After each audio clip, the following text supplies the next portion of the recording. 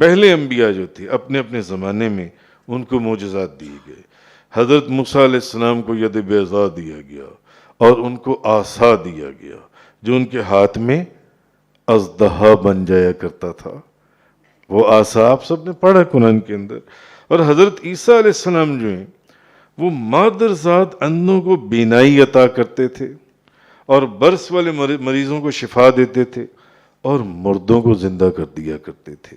جی تو اچھا، مگر ان کے یہ معجزات جو ان سے تھے، جو اصل چیز ہے سمجھنے کی، کیونکہ حضرت موسیٰ علیہ السلام کے دور میں تاریخ کے سب سے بڑے جادوگر پائے جاتے تھے، بلکہ جادوگروں کا سردار سامری بھی انہی کے دور میں پایا گیا. تو حضرت موسیٰ علیہ السلام کو معجزات بھی ویسے ہی دیے گئے جو جادو کا ویسے ہی مقابلہ کر سکے، لوہے کو لوہا کاٹ دے. اچھا، حضرت عیسیٰ علیہ السلام کے زمانے میں حکمت بہت عروج پر تھی. ایسی حکمت ایسے حکیم دنیا میں موجود تھے کہ ان کا جواب نہیں تھا. اب حضرت عیسیٰ علیہ السلام کو معجزات بھی ویسے ہی دیے گئے کہ جو کوئی حکیم کسی کا علاج نہ کر سکے. مادر ذات اندھے کو ہاتھ پھیرنا تو آنکھیں ٹھیک ہو جانی، بینائی آ جانی. کوڑ اور مرض جس کا اس زمانے میں کوئی علاج ہی نہیں تھا، تصور بھی نہیں تھا، ہاتھ پھیرنا تو وہ ٹھیک ہو جانا.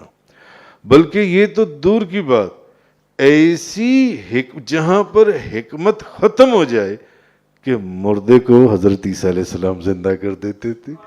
ایسے معجزات دیے جو کوئی حکیم اور کسی حکیم کے پاس ان چیزوں کا علاج ہی نہیں تھا. اور موسیٰ علیہ السلام کو ایسے معجزات دیے کیونکہ اس وقت جادوگر تھے، ایسے معجزات کہ وہ جادوگر بھی عاجز. وہ 12,000 اژدہے جون سے تھے، وہ موسیٰ علیہ السلام کا اکیلا عصا جون سے وہ ایک سانپ بن کر 12,000 اژدہے کھا گیا.